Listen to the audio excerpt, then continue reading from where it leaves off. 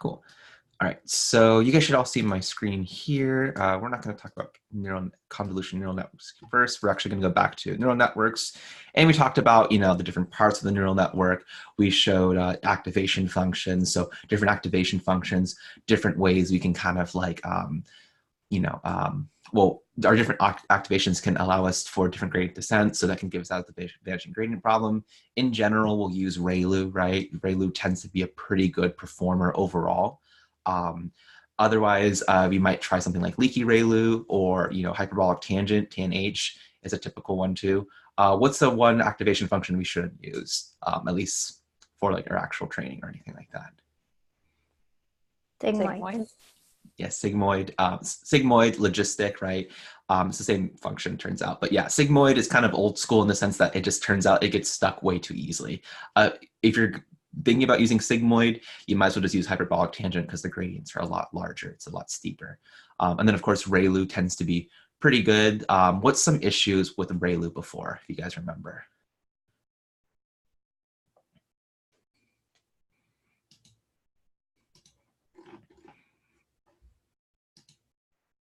Yes, it might have been a while then, right? So ReLU usually does pretty well, partly because it's optimized. Let me just go ahead and run this, guys, just kind of a quick review, because this will kind of tie back into optimization. So ReLU looks like this, right? In the blue is the gradient, but the red is the actual ReLU function. So remember, ReLU basically is just like whatever the value is, just return that part, making a line, right? So linear function. So it's great for positive, like as if it's more positive, it'll tend to make that gradient more positive, right? It'll kind of push it up the hill, or I guess push it down the hill. But we have this zero part right here. It can get stuck essentially, where it doesn't really train much faster at this negative. In practice, usually this isn't a huge concern, but this can actually cause it to slow down a lot and actually not reach the global minimum, right? Which is what we're trying to find. So some improvements are like leaky ReLU, for example, which basically has this little extra negative part. There's also some other optimizations, sorry, not optimizations, other activation functions that you can use. So I think I showed you guys this little graph right here, which I actually thought was pretty good. This is more or less like, as SpongeBob, it just being a bunch of SpongeBobs. Actually pretty good. I would say tangent H is kind of like, if you can't use ReLU for some reason, or you want to try something else, tangent H or hyperbolic tangent, right, does a pretty decent job. ReLU is usually a default. Leaky ReLU tends to speed up training a lot. There's other exotic neural network activation functions, and this is a constant area of research. You'll see basically more or less like iterations and variants of ReLU. So there's like eReLU and stuff like this, where basically you have exponential decay. So instead of having this leaky part, you have exponential, right? So just simply like changing our activation function can actually improve it a whole lot. And of course, there's a whole bunch of other things we can do, which you mentioned. Remind me, did we talk about random starts yet? No, I see some kind of confused. All right, good. So this is probably where we left off. So random starts. So random starts, basically, our whole point, well, one of the things with the vanishing gradient problem is that we want to make sure we get out of our local minimum. So if you remember, like we're trying to basically go down this like hill, right? I think I used a scenario with my cohort, I talked about like basically bird boxing down the hill. Is that essentially you're blind and all you can do is kind of feel like around like the edge of the hill. And one of the issues that we can have is that we can get stuck. I'm going to start drawing over here. Ah, sorry. I'm going to draw it over here. So we have like a little minimum here, and then we have the actual minimum down here. Okay. So one of the problems, we can get stuck right here going down the hill, right? And we're stuck in this local minimum. I remember that this curve is represented by the cost function, represented with J, because I don't know, why not? But anyway, you can get stuck down in this little local minimum, and you're kind of stuck and you're trying to get out of here. So one solution we can do is something called random starts. So the problem is, like, if you start over here, let's say, your little person right here, and you're trying to climb down to the lowest part, okay, when we do like gradient descent, we're going to try to move down this direction, right? But if you get down to here, you might not have like essentially, you might get kind of stuck right here. You're like, well, it's going uphill. I don't want to go uphill. And you kind of go back over here and you hang out in this local minimum and you never get out. So there's some solutions, but one thing is like, well, if we started instead over here, right, is that now we'll see what the lowest part's like, oh, we'll go down this way. And so the idea there is by doing random starts, by basically starting at a different spot in the cost function, basically think of like randomizing your weights, you have a better chance of finding the true local minimum. So the idea here is that you would train it multiple times with, starting off with different randomizations in the weights, basically starting different spots in the cost functions hills, and then eventually, hopefully, you'd find this local minimum. This might obviously have some issues in the sense that like maybe this local minimum is like a really rare occurrence. Like imagine like there's a bunch of high hills around it, and then you have to get like just right to just fall into that local minimum, or sorry, the global minimum. So you might get stuck in some local minimums, and it might actually take a long time. So all this is great, and it should be done. It definitely is not something, what's it called? Like the only thing to rely on. There's other optimizations we can do. Another kind of like, anyone got like we've been doing something kind of similar to random starts with other machine learning. There's something that we used in the machine learning in mod 5 to kind of like start off in different spots. Does anyone remember what that is? Starts with a G, if that helps. I was going to say stochastic gradient descent, but that's an S. Yeah, not quite. Stochastic, you got the right idea. Stochastic is random, so like you're kind of got the right feel. I was thinking like grid search. When we do a grid search, that's essentially what we're doing. We're basically starting off in different spots to see if we can find, that actual minimum.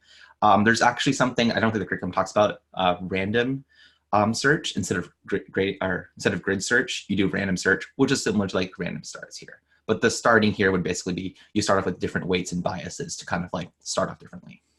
Okay. Cool. So this will be useful in general, but it's not the only one. So one big one is momentum. So kind of like using that scenario with like going down this hill right here, okay, is that the problem is we may get stuck here, especially if there's like a plateau or like, it's like there's a little bit of a hill kind of climbing up here.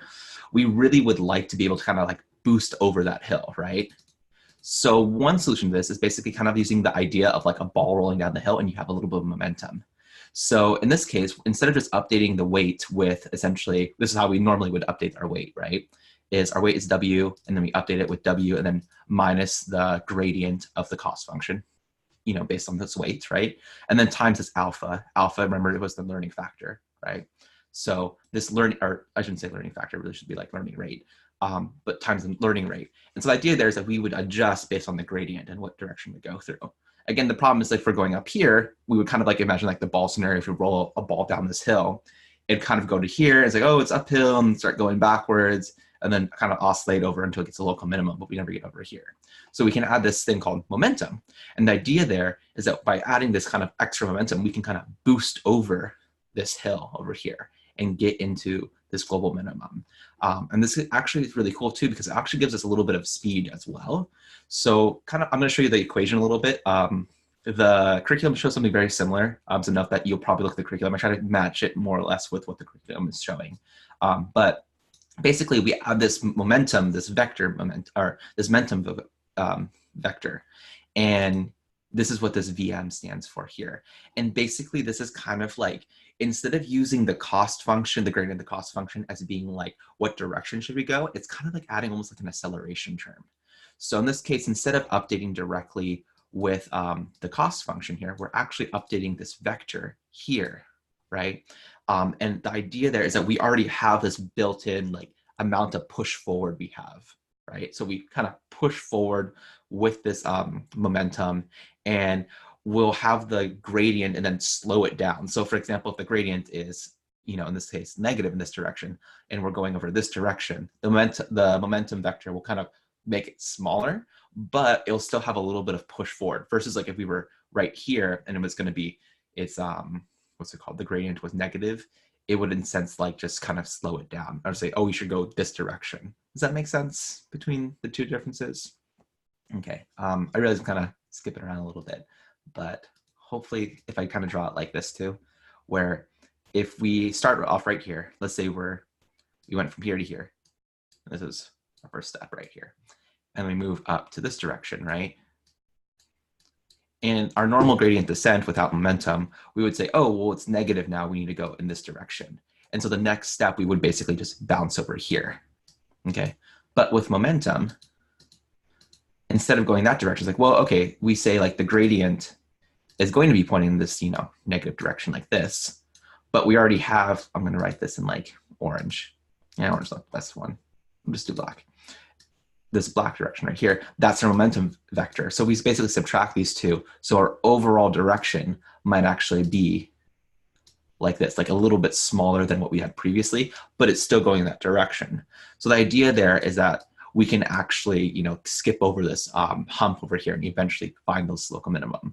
It's also really useful because it actually will, I guess, speed up. So for example, if we're on a really steep spot, right, you can imagine like we're going down this direction, right? And normally then we go to the next part and say, okay, like we should go down some more, right? This momentum vector, say this is the momentum and this is the gradient right here. These will add up together, which means we'll overall take a bigger step downward.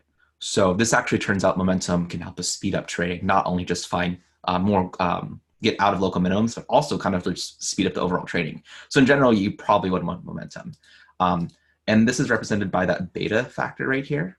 And in general, beta will be about like 0.9. So even though it is another hyperparameter we could tune, in general, 0.9 does perfectly well that you really don't have to adjust it too much. So that's kind of makes it nice. So even though, again, like more hyperparameters means more tuning and everything like this, you can use just that same exact value. And you can see here, this is kind of like, so this is the basic momentum here. And then there is an improvement to momentum called Nesterov. I don't know if I'm pronouncing that correctly, but basically it was done from a research paper, and the researcher found that basically adding this extra part can actually improve it even more. And so in general, Nesterov is even a better improvement on momentum. So the main idea here is that instead of saying we move somewhere and say, all right, at that point, what is the gradient? We instead say, well, let's pretend we move forward by this, certain amount from the actual, what's it called, from the momentum.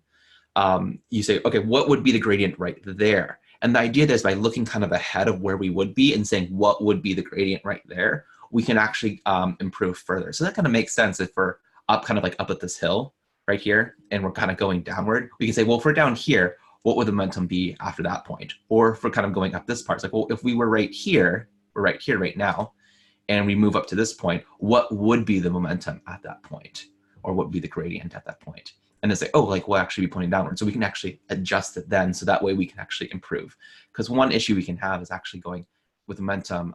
Imagine if you had like a heavy bowling ball and you roll it down like kind of this hill, the bowling ball, it might find the actual minimum like down here, but it's going to go up and down, quite a long time until basically it settles into this part, where basically this Nesterov improvement will allow us to say, okay, like don't look at where you are currently, but where would you be next? And what would be that gradient? And that tends to actually kind of add this extra like, not friction, but more like a dampening factor.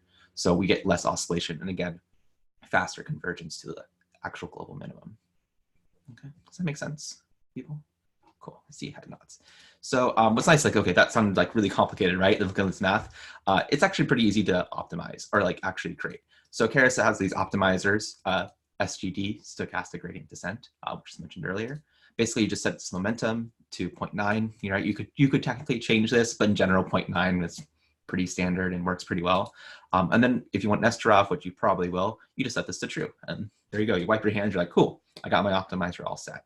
So, and then you can see what we normally do. We'd compile it with any other hyperparameters like the learning rate or, whatever the loss function is, and we proceed as normal. Okay, so actually I'd use this in our implementation. I just kind of skipped over like what I was doing. Any questions on this momentum or how to implement it? Okay. Cool. I saw people kind of nod forward a little bit, so it's good. All right, so now we're going to go a little deeper into even more optimizers. So you can see here, Keras actually has some optimizers here. So it turns out there's a whole documentation all set and ready for us to learn about all these different ways we can optimize and stuff like this. So I will tell you right now is that I'm not going to go through all of them. There's a lot of research being done too. So, constantly, like I would say, honestly, as you kind of move in your career as a data scientist and you're kind of doing like these optimizations and stuff like this, definitely look at what the current research is, see what other people have been doing to, to see how they've been improving their neural network and their training and stuff like this, because it's always like evolving and changing. Okay, so just quickly go through some examples though. So first one is normalization. So this is not really an optimizer, but it's kind of one of those things where it's like, it kind of makes sense. is that one thing you want to do basically is making sure that, how do I say this? So this is kind of like if you have a very large value in your weights, what's going to happen is going to overpower everything else. So what you want to do is try to normalize that to basically have they're very similar values, so you don't move too far in one direction from just essentially one feature. So the idea here is to remove the fact that one feature is going to dominate the whole prediction essentially, and you might end up staying in a local minimum because it's just going to minimize on that what's it called on that particular feature. So this is what batch normalization is really useful, is that basically the idea there is that they're taking a batch in every kind of training step, they normalize it beforehand. Now, however, that adds some extra computation between each training step. So the problem is that this will actually slow down conversions. But what tends to happen in general is that even though it slows down each, you can imagine each epoch is going to take more time, it tends to minimize that cost much faster. So you kind of get a nice balance between that too. So in general, batch normalization does well. Again, I would point to current research in the sense of that, see what other people are using and what they find. Sometimes batch normalization doesn't quite work out because it just ends up being slower than actually approaching the true minimum. Okay. So, and I again linked over to kind of a implementation from Paris, and you can see it's kind of acts like an optimizer here. You can see here batch normalization. And remember, you can see all of these extra hyperparameters here. But remember that this is going to be between, what's it called? Each kind of like layer between it. So like you can add batch normalization on multiple layers and stuff. But again, that's going to slow down overall versus kind of like the overall method, like an optimizer. Okay. So then I'm going to move on to stochastic gradient descent, which I will say, kind of a quick note, is that stochastic gradient descent usually is not that great by itself. So you usually want to combine this with momentum and other tweaks, like later on we'll talk about learning rate decay and everything like that. But the general idea here is that instead of saying, okay, here's all of the data and let's pass it all the way through all the neural network, there's a couple issues with that. One is that that's a lot of data. So imagine if you have the whole data training set and pushing it through and optimizing all the way through. That first of all has to fit all within memory. Okay, there are some tricks to go around that. But the big issue is when you do backpropagation, figuring out where did all of your data essentially, like how should we adjust the weights according to all of the data points we have, that takes a lot longer. And that can take a long time. So if you do, for example, if you don't use SGD, if you basically use the full data set and pushing it through your neural network, what's going to happen is that you're going to see it improve every epoch, but your epochs are going to take a lot longer each time. So the idea of stochastic gradient descent, stochastic meaning, random, is that we basically take a random kind of batch. We basically randomly pick throughout our data set and say, all right, instead of doing like, what's it called? Instead of doing like, all like 1 million data points, we're going to try, maybe like 50 data points or 500 data points or something like that, something that's a lot more manageable. And the idea here is like, well, the thing is that it's not going to represent the full data set, right? Sometimes you're going to pull up a batch that's just basically going to be just random, not random values, but like more extreme values. And you might not go towards, you can imagine here, the local minimum. Have you guys seen topography graphs before? Like everyone understands like how this represents a two-dimensional like valley going forward? Okay, I see now, it's good. So you can imagine going up here and going downward. Is that the problem is that if we did like a normal, gradient descent, what we would see is like going from here, we would probably move, oops, I'm trying to draw here, there we go. We move from like here to like down to here, right? And then to here, and then to here. So we would always pick the steepest spot for the overall cost function, which is good, but the calculation for each of those steps takes a long time. So stochastic kind of allows us to say, hey, it's kind of usually compared to like kind of being like drunk in the sense that like kind of like you're not quite going down the hill, but you're going like kind of in that general direction. And eventually, because each of these steps are a lot quicker, it turns out that you will end up being at the bottom a lot faster and stuff like this. Some issues in general with stochastic is that you can get to the local minimum here, or not the local, but the global minimum. And you might kind of dance around the minimum here because you're basically pulling up random spots. So maybe some random say, oh, if you have this batch right here, they're saying the minimum should be right here. but overall it should be right here. So you might actually see that dance around, which is why you might do something like learning rate decay, where you take basically instead of bigger steps, you take smaller steps when we get closer and closer. I'm trying to think of anything else I should mention about stochastic. Yeah, in general, it's a lot faster. I feel like I was going to tell you. I felt like I was going to tell you guys something, and now I can't remember what it was. But in general, this is kind of like a good like go-to at first. I will tell you, in practice, no one uses SGD by itself. In general, people tend to use other optimizers like Rmsprop or what's it called, Atom here. And then you might see SGD, but in general, you'll never see it in its vanilla form. You'll usually see it like with momentum and learning rate decay, because it can kind of dance around for a long time. Okay, cool. And then I just mentioned the steps here, but I think in general, it's nothing too different other than the fact that you're just taking a random batch every time. Okay, cool. Any questions about this guy? All right, so this leads us into a few other optimizers. And I will again say is that like I did not go into like full detail of like, Adagrad or Rmsprop and stuff like this. There's a lot of, research, or not research, but there's a lot of online resources that you can definitely go into detail. The curriculum shows a little bit more mathematics. I try to stay away a little bit from that just to kind of give you an overall idea of what's going on. So the first one is Adagrad or Autograd. I don't actually know how people pronounce it. But real quick is that now that you saw Autograd, never use it.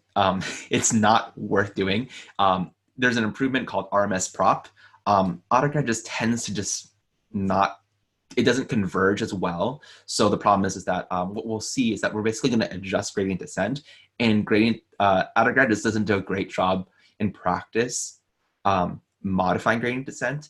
But Rmsprop, which is the same concept, does it a little bit better. So in general, no one uses Autograd, but it's important to kind of know how that's where it comes from. And there is technically an optimizer called Autograd, but like for neural networks, it just doesn't do great. So what's going on here?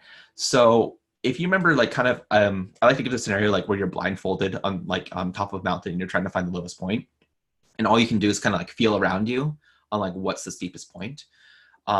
In general, like without these optimizers, you might just basically say, oh, it's steep right here. And you just take it kind of like a little hop, right? But if you're really steep, like if you imagine that and it's a little hop, you're going to fall down quite a lot, right? And so the idea there is like you don't want to go too quickly down a mountain and accidentally skip over, the actual lowest point. So things like Autograd and Rmsprop is basically an improvement to this, where essentially taking very big leaps, you scale your step down based on the gradient.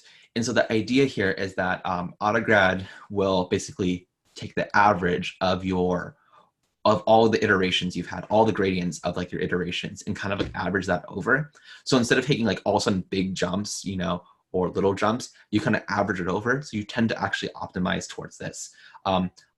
Autograd tends to kind of, no, my mouse is, sorry.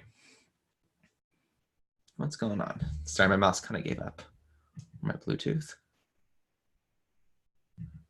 Okay, there we go. Sorry.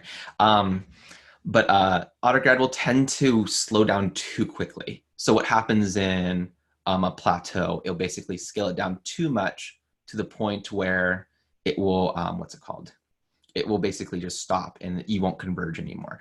So Rmsprop basically does the same idea here. But basically, instead of looking at all of those spots, all of the iterations, all the gradients of the iterations, it tends to look at the most recent iterations. So it actually decay,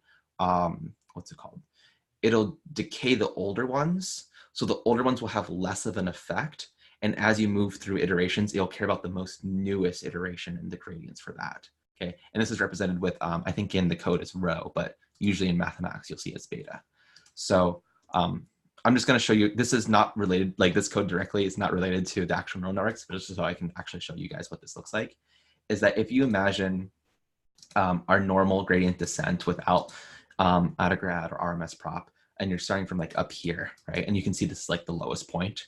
What you'll do is like, okay, you find the lowest direction right here, and then the lowest one right here, and lowest one right here, and then kind of like going forward like this.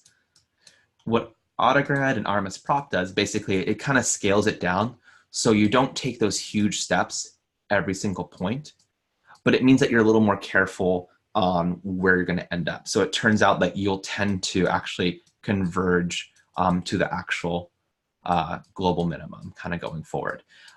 One thing though with Autograd is that you'll tend to slow down so much when you get to these kind of like plateaus that basically like you'll never get there. So that's because it's optimizing over, or not optimizing, it's averaging over all iterations, where Rmsprop will basically tend to have a decay factor where essentially it's not going to care more about these guys, it's going to care more about the most recent stuff. So it'll tend to kind of get to this point a lot faster. So in general, it'll converge a lot quicker and you actually get to the local minimum or global minimum. Okay, so the way it's implemented is, again, really simply, you can write your optimizer here, cares optimizers, Rmsprop, and then of course you can put your learning rate. In this case, I think this is actual default, and then rho 0.9. So another hyperparameter to kind of tweak, but in general, 0.9 does actually a pretty decent job, so you don't really have to do too much about that. Okay. Cool. Any overall questions about the concept of Rmsprop or Autograd? Okay, cool. So cool. So this is kind of like, I would say like, yeah, you could definitely use this pretty decently and does a pretty good job. The next one is Atom, which is not adaptive or adaptive moment estimation. And then there's other variants. For example, I'll talk about Atom and stuff like that. And there's a bunch of other like different optimizations you can do. I'm not going to go through all of them. You can definitely go through a whole bunch of, online resources, endless papers. And again, actually one book, the Hands-on Machine Learning handbook I mentioned before, does a great job of actually explaining a lot of these optimizations and stuff like this.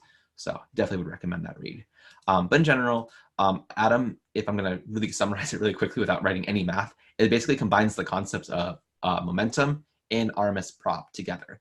So momentum basically looks at kind of like what it currently is and says like, what direction should I go in the gradient descent, kind of like scaling back, not scaling back, but like changing up like, what direction it should move into. And Rmsprop basically takes an average over multiple iterations to see what direction it should go. And basically Atom combines these together. So this would be the optimizer for Atom here. And in general, you can see, again, these hyperparameters are the main ones right here, 0.9 and 0.999. You can check out like the mathematics specifically what these mean. Basically, one refers to the momentum. The other part basically more or less refers to like the Rmsprop strategy. But in general, these values actually are pretty consistent. So you typically don't have to modify them too much again.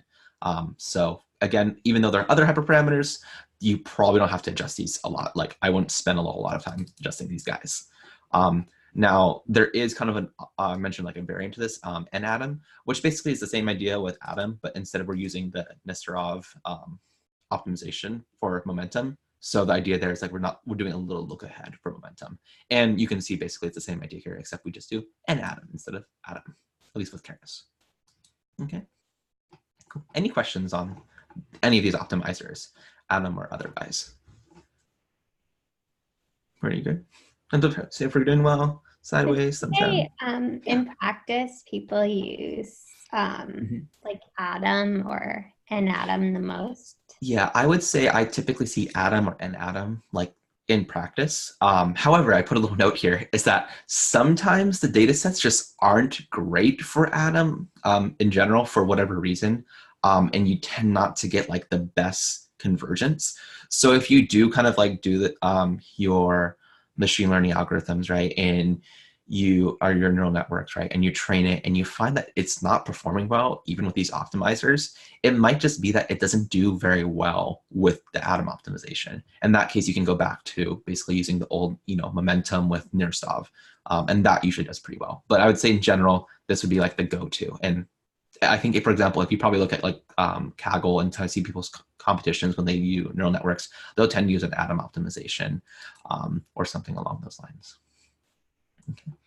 But yeah, it's always good to see what other people are doing. And I think that's where Kaggle is really nice to see, like, in competition at least, kind of seeing like, what are people doing and what are people kind of seeing that are succeeding well. Okay, cool. So this leads us to our last kind of optimization thing that at least I'll discuss today is learning rate decay. So the idea here is that, remember what learning rate, which is like alpha. I'm actually gonna go back to here because I have a little picture here. No, that's not the picture. Oh, it's way over here. Maybe it's too far. But if you remember over here, our learning rate, or alpha, basically is just a scaling factor, right? And the idea here, you can kind of think of it like, how big of a step do you take? Do you take little tiny steps, or do you take really big steps? So what's some issues with taking really big steps? Imagine kind of going down this hill. What happens if we take really big steps? If you like step right over and miss it. Yeah, right. So like if we were imagined like to draw this forward, right? If you were taking really, really big steps, you'd be like step over here, step right here, step right here, right? And then maybe, for example, if we had momentum or something like that, we might still step over here. It might completely skip over the minimum. Or, you know, we might oscillate if we were like right here. We might go over and over and like never quite reach this minimum. Okay. What's an issue if we had very small steps? Small alpha.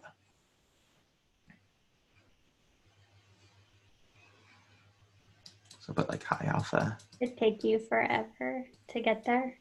Yeah, right. If you only took like a little tiptoe step going down this mountain, it will take you forever. And you're like, hey, like clearly the top of the mountain is not the lowest point. We need to speed this up, right? Now, the advantage of this, right, if you're taking small steps, is that if you're down here, you're like, oh, you're much more likely to actually get to the true local minimum versus, or not local minimum, but the minimum. If you took big steps, you might skip over that and kind of go back and forth a little bit. And you might never really reach that minimum here. So the disadvantage for high alpha is basically that we take big steps, we might skip over the minimum. Disadvantage for low alpha is that it'll take us forever to get anywhere, right? So this is kind of what this is right here. High learning rate, high alpha value. We move fast, but we skip over the local minimum. Low learning rate, low alpha. We move slowly, but we never get there, right? So there's advantages and disadvantages for each. So anyone got a solution what we should do? We do both of them, right? So the idea here is that we really want to do is when we're far away from the local minimum, so like really high up, like we have steep downhill, right? We want to take big steps. So we take big steps when we're basically at the very beginning of our algorithm. And then as we get closer and closer to what we expect to be the local minimum, we would basically take smaller and smaller steps. That kind of makes sense then, right? So the idea here is one example of this is just learning rate decay, where essentially we decay alpha over a number of epochs. So the idea is that at the beginning of our algorithm, we want to take big old steps because we're probably not near the local minimum at first, or not the local, I keep saying local, but like the minimum, right? And then as we get further and further into our training session, right, number of epochs, we would say, okay, now we want to take some careful steps because we're probably pretty close to the local minimum or the minimum. Okay, so note that there's some other ways you can do this. And there's a whole bunch of like research and like learning rate scheduling and like how you should adjust learning rate and like how to do this. But if you want a simple like decay where essentially over time, what's it called? The learning rate will get smaller and smaller. A simple way to do this is basically setting the parameter decay. And usually you can play around with this. For example, like 0.001. So the idea here is that it would decay at a certain rate and stuff like this. So in general, you might go from between like this value to like maybe like this value. So nothing too much to kind of play around with. But you still have to worry about in the sense of like momentum and stuff like this, because you can still skip over parts and stuff like that. So you want to make sure that you're not using this as your only strategy in trying to optimize. Okay, cool. So that's kind of overall optimization. I know I kind of took put a lot of time in there, but I think that's better than us just kind of going through, oh, you can optimize things, don't worry about it. Because there is a lot of times like this can speed up your training session significantly, where instead of like taking like 10 hours, you can take something like, maybe less than an hour kind of deal. So definitely something useful to kind of play around with, see what other people are doing and see what works. Okay, cool. So any overall questions at all? And otherwise I'll move on to convolutions. All right, pretty good. Cool. So I wanted to give you guys more, again, what's it called, detail on those optimizations over the curriculum kind of shows you mathematically and just kind of says, oh yeah, it does better on this part. I think kind of helps a little bit to see a little bit like where this comes from versus just like implementing it.